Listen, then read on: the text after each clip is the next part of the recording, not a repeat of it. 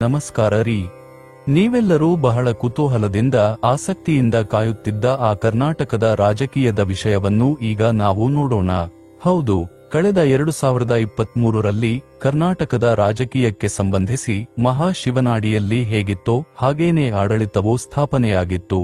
ಅದರಂತೆಯೇ ನಮ್ಮ ಗೌರವಾನ್ವಿತ ಶಿವಕುಮಾರ್ ಅವರು ಉಪಮುಖ್ಯಮಂತ್ರಿಯಾಗಿ ಆಯ್ಕೆಯಾದರು. ಅದಾದ ಮೇಲೆ ಈಗ ನೋಡಿದ್ರೆ 2.5 ವರ್ಷಗಳೇ ಕಳೆದು ಹೋಗಿದೆ. ಈಗಿನ ಪರಿಸ್ಥಿತಿ ಏನು, ಕರ್ನಾಟಕದ ರಾಜಕೀಯದ ಪರಿಸ್ಥಿತಿ ಹೇಗಿದೆ ಎಂಬುದನ್ನು ನಾವು ನೋಡಿದಾಗ ಆ ಮಹಾಶಿವನಾಡಿಯಲ್ಲಿ ಹೇಳಿರುವಂತಹ ಬಹಳ ಸೂಕ್ಷ್ಮವಾದ ಫಲಿತಾಂಶಗಳು ನಮಗೆ ಸಿಕ್ಕಿವೆ. ಅಂದರೆ ಆ ಸೂಕ್ಷ್ಮವಾದ ಫಲಿತಾಂಶಗಳು ಹೇಗೆ ಬಂದಿವೆ ಎಂದರೆ ಒಂದು ಹಾಡಿನ ಸಾಲುಗಳ ರೂಪದಲ್ಲಿ ಬಂದಿವೆ.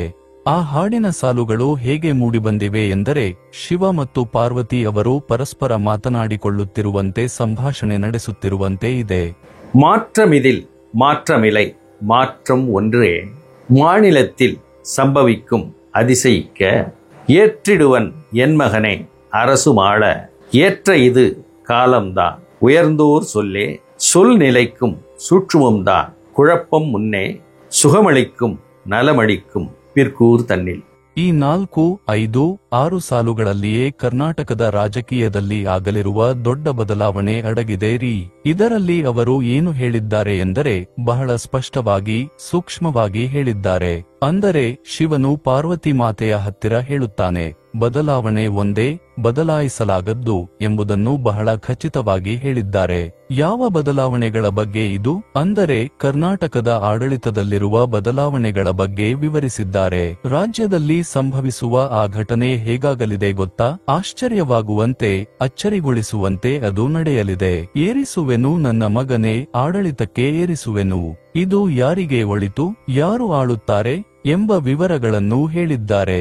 ಯಾರನ್ನು ಹೇಳಿದ್ದಾರೆ ಎಂದರೆ ಬಹಳ ಸ್ಪಷ್ಟವಾಗಿ ನನ್ನ ಮಗನೇ ಎಂದರೆ ಶಿವನ ಮಗ. ಅಂದರೆ ಶಿವಕುಮಾರನವರೇ ಆ ಕರ್ನಾಟಕ ರಾಜ್ಯವನ್ನು ಆಳಲಿದ್ದಾರೆ ಎಂಬುದನ್ನು ಬಹಳ ಸ್ಪಷ್ಟವಾಗಿ ತಿಳಿಸಿದ್ದಾರೆ.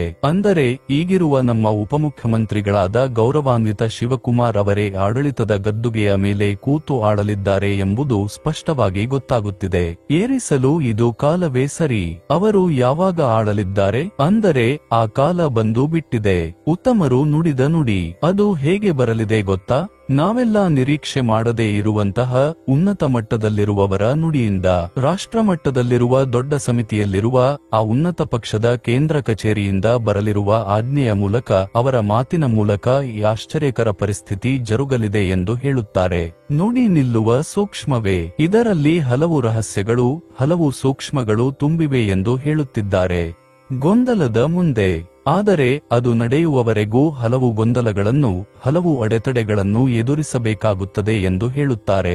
ಹಾಗೆ ನಾವೀಗ ಎದುರಿಸುತ್ತಿದ್ದೇವೆ. ಆದರೆ ಆ ತೊಡಕುಗಳೆಲ್ಲ ನಿವಾರಣೆಯಾಗಿ ಒಳ್ಳೆಯ ಸಮಯವನ್ನು ಸಮೀಪಿಸಿದ್ದೇವೆ. ಒಳ್ಳೆಯ ಸಮಯಕ್ಕೆ ನಾವು ಬಂದು ನಿಂತಿದ್ದೇವೆ ಎಂಬುದು ಸ್ಪಷ್ಟವಾಗಿ ಗೊತ್ತಾಗುತ್ತದೆ. ಸುಖವನ್ನಿಕ್ಕುವ, ಒಳಿತನ್ನಿಕ್ಕುವ ನಂತರದ ಕಾಲದಲ್ಲಿ ಇದು ಒಳ್ಳೆಯದೇನಾ? ಈ ಒಳಿತು ಹೇಗೆ ನಡೆಯಲಿದೆ ಎಂದರೆ ಹಾಗೆಯೇ ನಡೆಯುತ್ತದೆ, ಹಾಗೆಯೇ ನಡೆಯಲಿದೆ. ಅದು ಕರ್ನಾಟಕ ರಾಜ್ಯಕ್ಕೆ ತುಂಬಾ ಒಳ್ಳೆಯದಾಗಿ ಪರಿಣಮಿಸಲಿದೆ. ಅಂದರೆ ಅವರ ಆಡಳಿತವು ಸುವರ್ಣಯುಗದ ಆಡಳಿತವಾಗಿ ಇರಲಿದೆ. ಆ ಆಡಳಿತದ ಮೂಲಕ ದೊಡ್ಡ ದೊಡ್ಡ ಬದಲಾವಣೆಗಳನ್ನು ರಾಷ್ಟ್ರಮಟ್ಟದಲ್ಲಿ ಖಂಡಿತವಾಗಿಯೂ ಅವರು ಕಾರ್ಯಗತಗೊಳಿಸುತ್ತಾರೆ ಎಂಬುದನ್ನು ಈ ಮಹಾಶಿವನಾಡಿ ಮೂಲಕ ನಾವು ತಿಳಿದುಕೊಂಡಿದ್ದೇವೆ. ಈ ವಿವರಗಳನ್ನು, ಈ ರಹಸ್ಯಗಳನ್ನು ನಿಮ್ಮೊಂದಿಗೆ ಹಂಚಿಕೊಂಡಿದ್ದಕ್ಕೆ ನನಗೆ ಸಂತೋಷವಿದೆ. ನಮಸ್ಕಾರ.